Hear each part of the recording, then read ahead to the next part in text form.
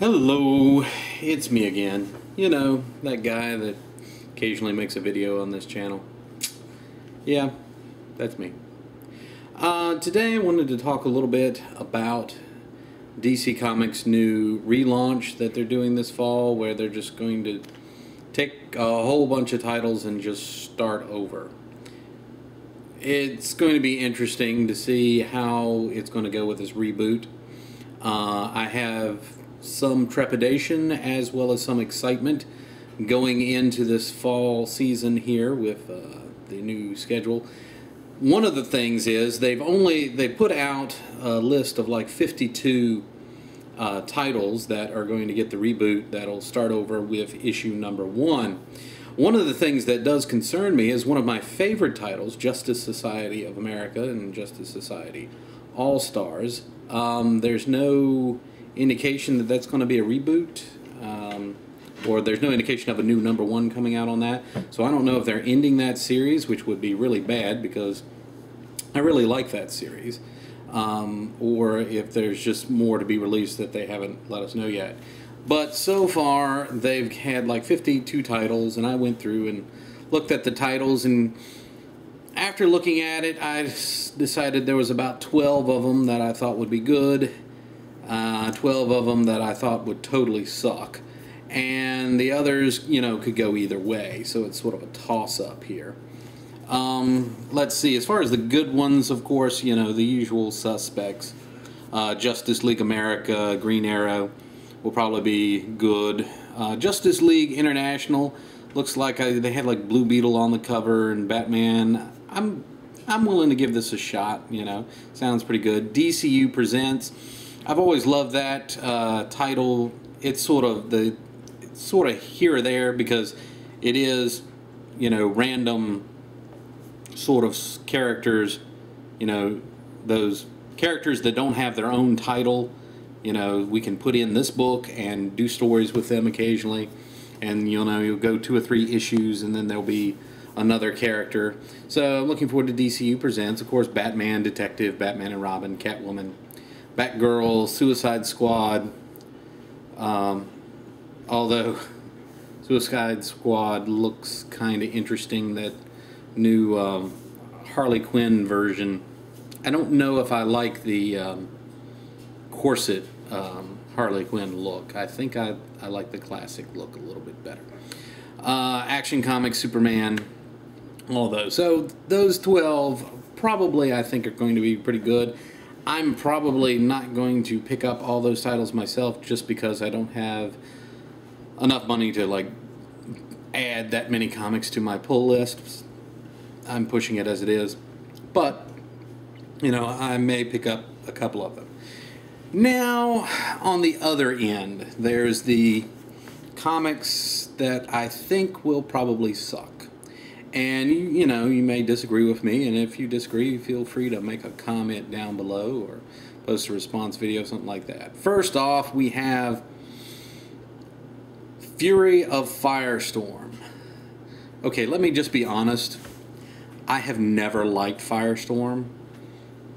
Way back when, you know, they introduced him back on the Superpowers TV show back in the mid-'80s, and, you know, as that new character, the whole, you know, 2 people form together, and of course the people's changed over time, or at one point it's like 3 people, and he can, you know, change one matter to another, and he's on fire. And okay, it just never did it for me, okay? Then we got Mr. Terrific, which I don't know why Mr. Terrific is getting his own title. I mean, he's okay as a part of the Justice Society of America.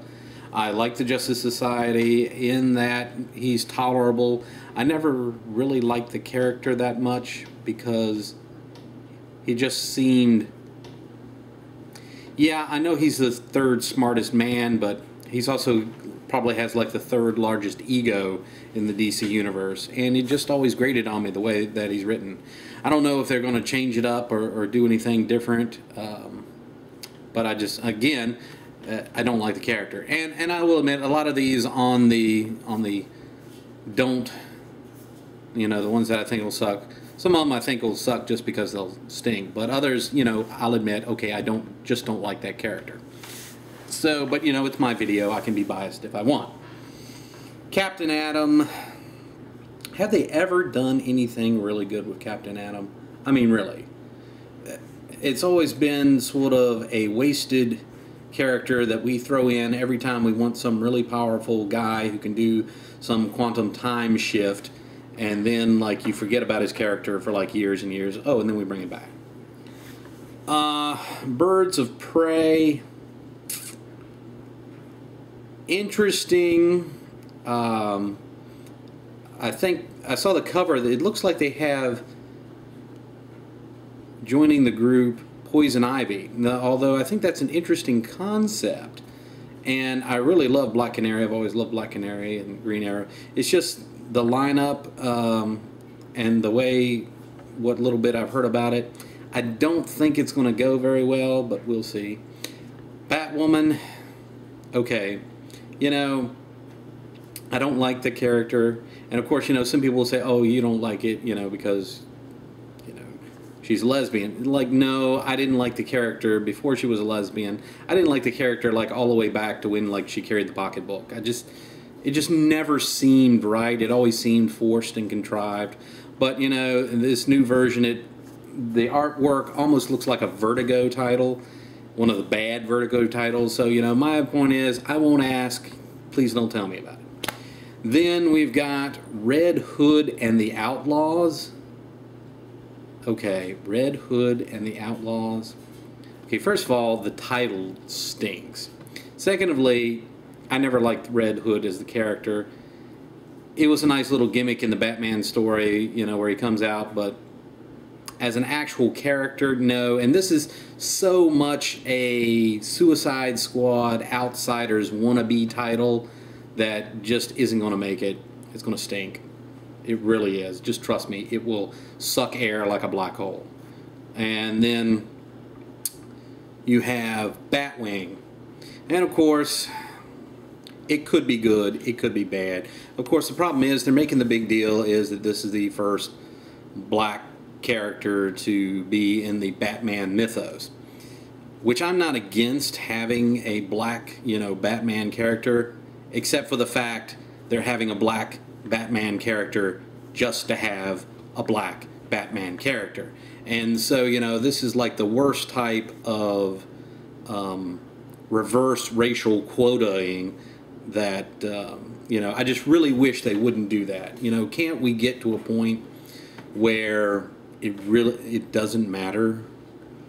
But anyway, you know, and they've done this several times, and I know on the TV shows they're even worse about doing it than in the comic books. You know, they chose Jon Stewart and Hawkgirl, you know, for the Justice League cartoon series because they needed a black and another woman.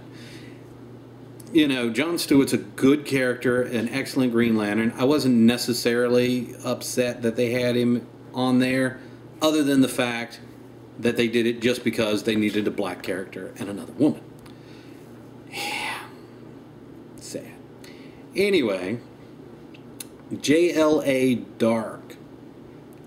This is sort of like the mystical JLA mystic version. I like the concept, but the characters they showed on the cover were like Madame Xanadu and I don't forget, but they weren't like DC mystic characters that I would have chosen to do a JLA, you know, mystic team. You know, of course, first of all, if you want Zatanna and, you know, probably Constantine, a couple other the big hitters, but, you know, it just looked funky. It's probably going to be awful. Animal Man. I know a lot of people love Animal Man. I don't know why. I just thought his character has always been stupid. Sergeant Rock and the Men of War. This is an interesting concept, and I'll give them props for that by trying to take the Sergeant Rock and put it in the modern setting, having this as like the great-grandson or great-grandson of the original Sergeant Rock. The only problem is, while that's an interesting concept, it's not Sergeant Rock. Sergeant Rock is a period piece. It's the same way for, you know, Enemy Ace. You know, it's set in World War I, and it's about the World War I fighter pilot. Sergeant Rock is about the Easy Company of World War II. It is a setting-specific comic. If you don't want to read about World War II action, don't read Sergeant Rock. And, you know, if they want to have a modern, you know, military hero guy, come up with something different. Really. Supergirl, it just looks all teen angst. And don't we have enough teen angst in our genre? Yeah. And Superboy, same deal there. I just never thought the clone was that super. So there's my horrible 12, my good picks. The other, you know, 26, I either don't care whether they do well or not, or it's a total toss-up. So that's my thoughts on JLA and DC Comics' new reboot coming up in the fall. We'll see how it goes once the titles start rolling out and people get more feedback. Thank you for watching this video. I know it's been kind of long. If you liked it, you know, hit the favorite button, like it, you know, make a nice comment, or, you know, make a horrible comment if you think it totally sucked. So have a great day. Until next time, you know, keep reading your great comics.